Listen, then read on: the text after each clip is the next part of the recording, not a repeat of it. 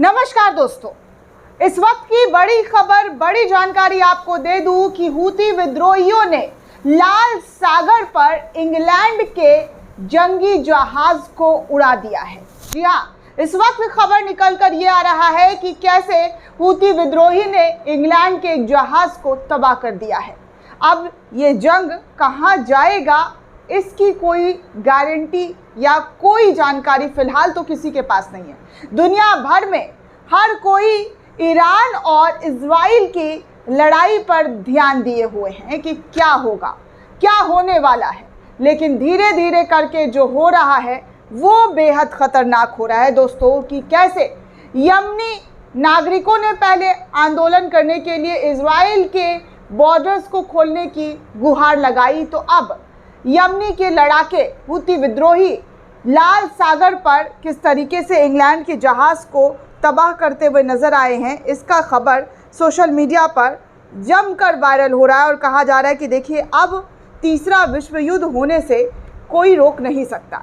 तीसरा विश्व युद्ध होने के आसार जो है वो बढ़ते हुए नज़र आ रहे हैं। मैं आपको एक एक करके, जी हाँ, एक एक करके तमाम वो जानकारी दूंगी कि कैसे हूती विद्रोही इजराइल के लिए ख़तरा बनता हुआ नज़र आ रहा है। जैनब जहरा नाम की एक यूज़र हैं, उन्होंने ये तमाम जानकारी साझा करते हुए लिखा है कि बिग ब्रेकिंग न्यूज़, हूती ने, जी हाँ, हूती ने लाल सागर पर हमला कर दिया है। लाल सागर को पहले से ही हूती ने अपने कब्ज़े में ले लिया था और कहा था कि जो भी इजराइल की मदद करेगा वो उसको छोड़ेंगे नहीं।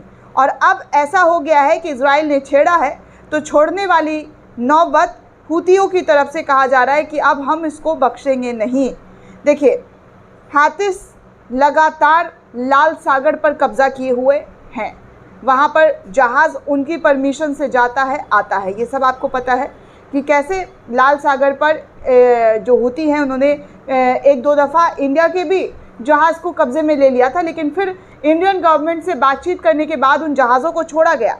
अब कहा जा रहा है कि अमेरिका ने हूती विद्रोही को रोकने में अपनी विफलता स्वीकार कर ली है। उन्होंने कहा है कि हम अब हूती विद्रोहियों को नहीं रोक सकते हैं, हमारे बस के बात नहीं है, हमारे कंट्रोल में नहीं है।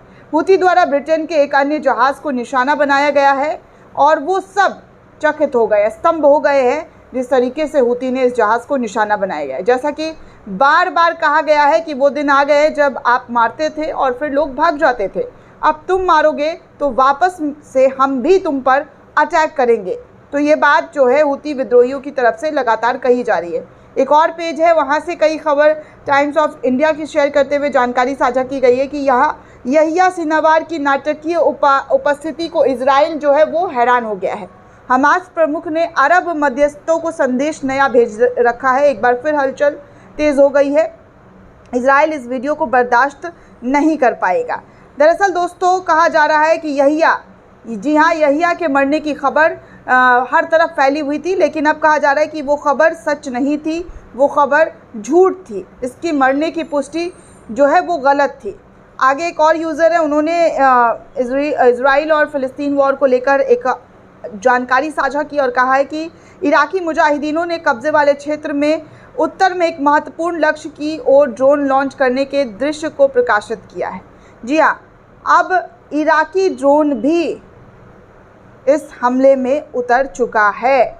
आगे देखिए, शरीन खान नाम की एक यूज़र हैं, उन्होंने भी इस पूरे मामले को लेकर खबर शेयर करते हुए लिखा है कि if you destroyed their mosques they will still pray, Islam will stay. आप किसी और की मस्जिदों को तोड़ेंगे तो हम दुआ करेंगे और फिर इस्लाम की ताकत आपको नज़र आएगी कि क्या हो रहा है और किस तरीके से हो रहा है। जैसा कि मैंने आपको कहा कि इस वक्त कई मुल्क हैं जो जंग की तैयारियों में व्यस्त नज़र आ रहे हैं, जिनमें मिस्र के राष्ट्रपति अपने सेनाओं को तैयारी जो है पुरजोर तरीके से करा रहे हैं, चाहे वो ज़मीनी स्तर की लड़ाई हो या हवाई स्तर की लड़ाई हो या फिर पानी पर। हर तरफ से उनके मिसाइल्स, उनके टैंकर्स तैयार है, जिसकी तस्वीर आज सुबह से ही सोशल मीडिया पर वायरल हो रहे हैं कि वो फ़िलिस्तीनियों को नुकसान पहुंचाएंगे।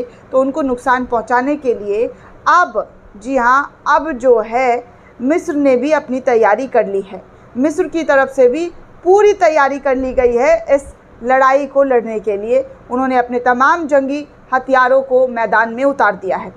आगे देखिए, एक और यूज़र है, न्यूज़ है वेरिटास ग्लोबल न्यूज़। उन्होंने एक न्यूज़ शेयर करते हुए लिखा है कि हूती विद्रोहियों ने लाल सागर में ब्रिटिश जहाज़ कार्डेलिया मून के खिलाफ हमला अभियान चलाया है। उनमें एक अनक्रूड सरफेस व्हीलर लॉन्च किया जिसमें जहाज़ के बंदरगाह 6 गिट्टी टैंक को सफलतापूर्व पंचर कर दिया है। क्षति करने के बावजूद जहाज़ अभी भी नेगेटिव करने में सक्षम था और कॉल के अपने अलग बंदरगाह पर जारी जो है वो किया हुआ है। इनका एक अलग बंदरगाह भी है जहां पर जहाज़ को पूरी तरीके से अपने कब्ज़े में ले लिया जाता है।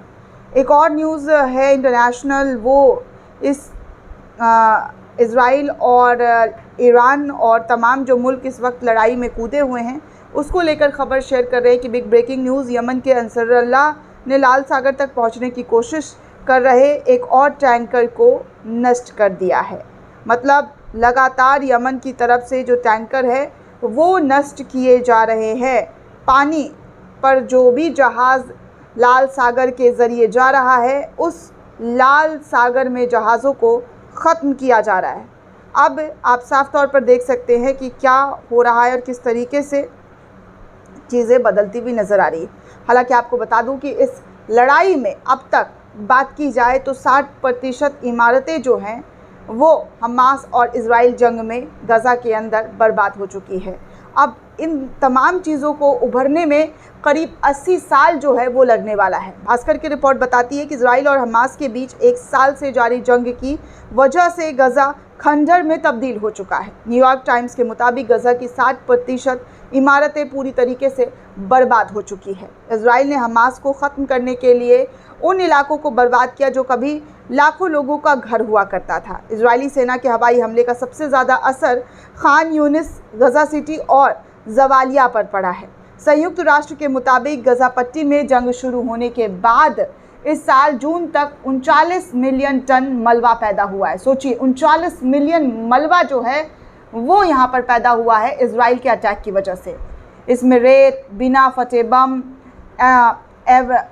एस्बेस्टस, ख़तरनाक पदार्थ और यहाँ तक कि लोगों की जो बॉडी के वो भी मिले हैं दोस्तों। ये सब कुछ इजराइल की तरफ से गज़ा पर अटैक करने के दौरान हुआ है। वर्ल्ड बैंक की रिपोर्ट्स के अनुसार अगर अनुमान लगाया गया है दोस्तों तो कहा जा रहा है कि इन बर्बाद हो चुके घरों को फिर जैसा था वैसे बनाने में करीब 80 साल लगने वाले हैं। हालांकि गज़ा में रहने वाले लोगों के पास ना तो इतना समय बचा है और ना ही इतना पैसा कि इसकी भरपाई की जा सके। दूसरी तरफ फसलों और खेतों को बर्बाद होने की वजह से भुखमरी का संकट भी गज़ा के अंदर खड़ा हो गया है जिसकी जद में लाखों लोग आ चुके हैं। तस्वीरें बयां कर रही है भास्कर की कि पहले क्या हुआ करता था और अब किस तरीके से मिट्टी में वो खेत तब्दील हो गया है। इन तमाम चीज़ों को देखकर ऐसा लगता है जैसे गज़ा के अंदर कुछ छोड़ा ही नहीं गया है। गज़ा के अंदर हर एक चीज़ को तबाह कर दिया गया। खान यूनिस गज़ा दक्षिण में बसा एक सैकड़ों साल पुराना शहर था दोस्तों। खान यूनिस के लोगों का कहना है कि उनका शहर एक भूताहा शहर बन चुका है। ये वो घर है जहाँ पर लोग रहते थे, अब उन्हें बुलडोज़र से गिरा दिया गया है, जिनमें हॉस्पिटल, स्कूल, मस्जिद और इजरायली तोपखाने ने इसे मलबे में पूरी तरीके से तब्दील कर दिया गया। इजराइल का कहना है कि हमास के आतंकियों का सफाया करने के लिए इस तरीके के हमले करने ज़रूरी है। अब इजराइल अपने हरकतों पर जो भी सफाई दे, लेकिन हकीकत ये है कि गज़ा से लेकर तमाम जो फ़िलिस्तीन के नागरिकों के साथ जो भी हुआ है उसकी सिर्फ़ और सिर्फ एक ही वजह है, वो है इजराइल। इजराइल ने जो किया है उसका भरपाई कोई नहीं कर सकता है, कोई भी नहीं। दुनिया की कोई ताकत इसकी भरपाई नहीं कर सकती है। आज वहाँ पर लोगों की जो स्थिति है वो किसी से छुपी नहीं है। दुनिया भर के रिपोर्ट्स यही कह रहे हैं कि इजराइल जो कर रहा था और जो कर रहा है वो बेहद गलत कर रहा है।